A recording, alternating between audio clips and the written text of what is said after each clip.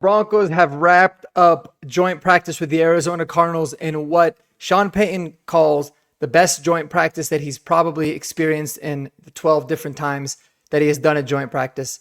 Lots of news and notes and takeaways we're going to dive into today, guys. So be sure to like and subscribe if you love all the latest Denver Broncos news. And before we get into the practice itself, man, I just want to say something. There is a dark horse player on this team right now that no one really talked about up until very, very recently. I would say probably the first preseason game is when, the ears perked up a little bit and we started to talk about it.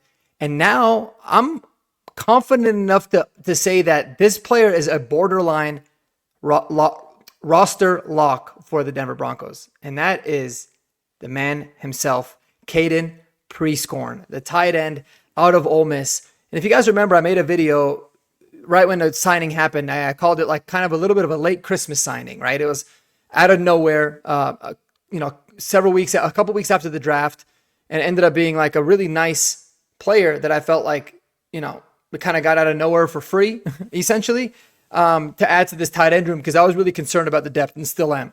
But man, he's at a quietly good camp, big time. And now was thrust into the role in the first game, right? Talking about he was used a lot as an H-back. He was the primary fullback, also lined up at tight end a lot. He ended up getting a touchdown at the end, but I liked what I saw in the sense of the type of role that they envisioned for him. I felt like that's something that is, beneficial and can be really useful for this team.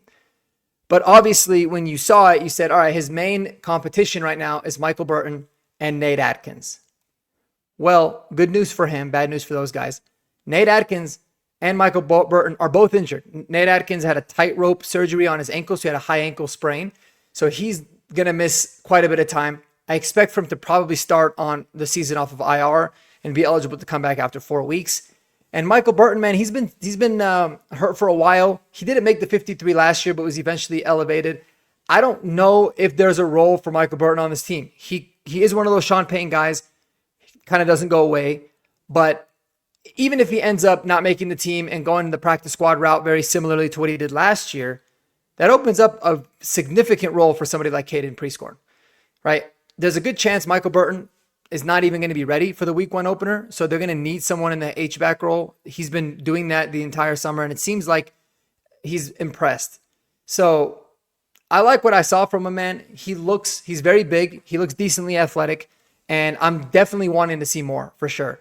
But just the way in which that role is utilized on Sean Payton teams, it is a very important role. He's somebody that can block, he can lead block, and obviously he can give you some juice in the passing game a little bit, based off what we know from him.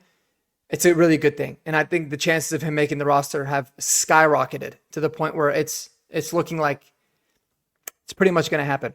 In addition to him, he's an extremely experienced player coming out of college. He played 5 years. He's an older prospect.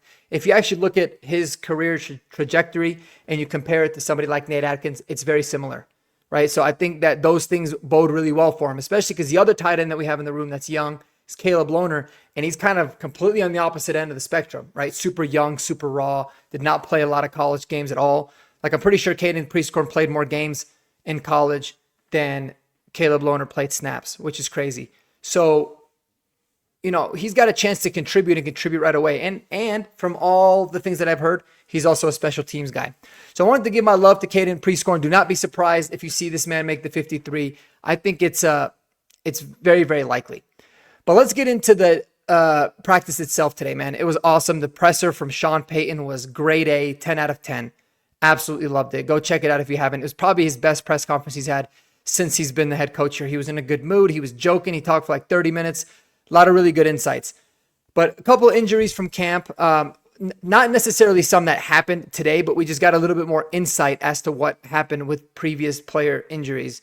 So we know Michael Burton had a hamstring. He's been out for a while. That's kind of what's been bugging him. We found out about the tightrope surgery that Nate Adkins had and the fact that he's going to miss some time there. We also found out that Nick Bonitto had a little, very minor operation with a bone spur in his foot. There was some talk on local sports radio, which, you can kind of trust him sometimes, you kind of can't.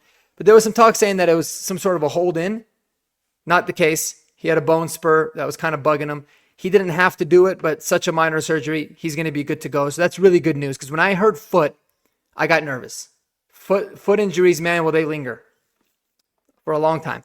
So really good news on that injury front. We also saw today, I think Gregory Jr. was the newest DB that we signed after we put Matt Henningsen on IR. He left with a hamstring injury. And then scary reports early about Garrett Bowles starting left tackle. He went into the ambulance, stayed in there for several minutes, came out, walked off the field on his own power. The good news is there, we found out, I thought it was maybe some sort of an IV, but they found out it was just some sort of asthma attack. He was having a little bit of issues breathing. It was a hot day, man. It's super dry. You know how it gets in Colorado. So all good on that injury front. Otherwise, pretty clean day overall, man. Dre Greenlaw was back. He didn't practice in full, but he was in pads. He was kind of moving around a little bit. So that's good. Another thing, takeaway that we got from that, the press conference, was the Broncos are not going to be playing their starters against Arizona in the second preseason game. And I'm not going to lie, I'm totally okay with that. I think it's a good call, especially with the third preseason game coming up, next week. And then there's a really big gap between, that game and the start of the season. He said he's going to get the ones a little bit of work next week in New Orleans, which actually makes quite a bit more sense in my opinion, because then the guys are like off for 2.5 weeks before the season starts. So I like it. So that's kind of the latest from that. Overall, all the reports that we're hearing today, man, is that the offense was much better than they had been for a while. They had a very good camp. They had a very good practice today. Bo Nix, Mike Kliss talked about, he was very sharp. He was on point. He got a lot of love from some Arizona Cardinals defenders as well. He hit Bailey up the seam for like a 70-yard touchdown. Marvin Mims was really cooking today. They said he was awesome. And many people believe that he's just going to be the clear number 2 receiver to start the season. And I'm good with that, because you know how I feel about Marvin. I think he's phenomenal. But a lot of these guys showed up, man. They showed up, they showed out, they played very well. And so those are things that you gotta really love seeing. And then the defense, after a little bit of a slow start, right, with a broken coverage that led to Trey McBride being wide open, the defense was suffocating.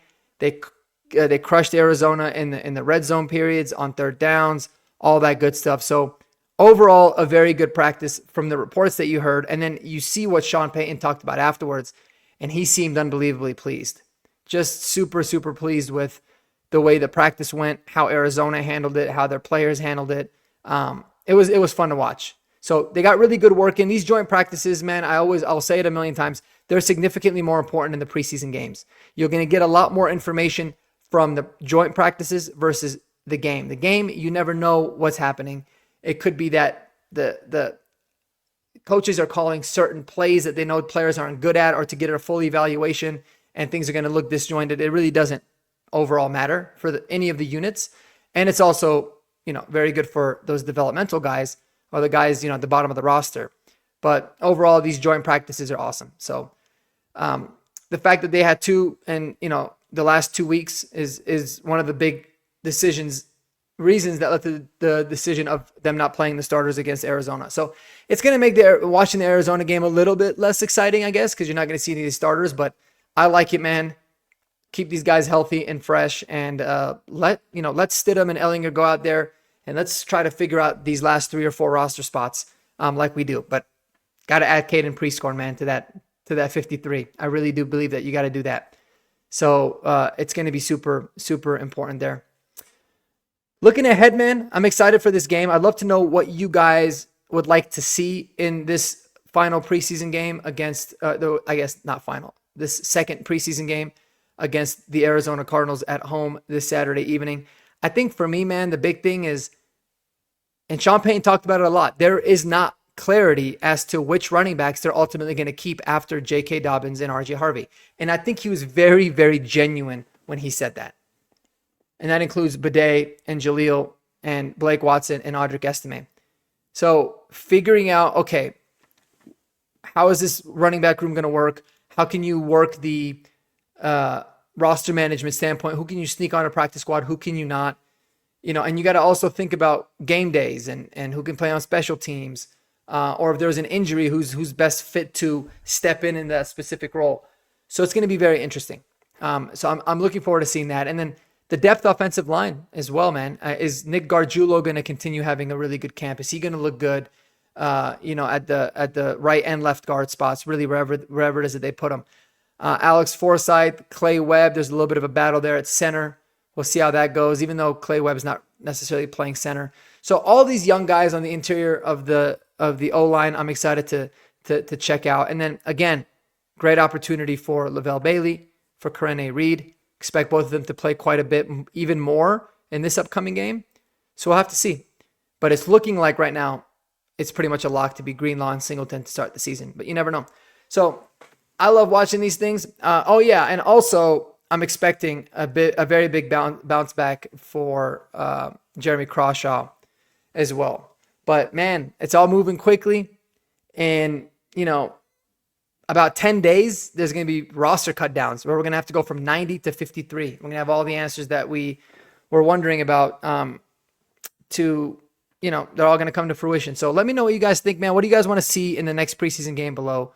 But otherwise, y'all have a wonderful evening, man. Take care of yourselves. Go Broncos, and peace out.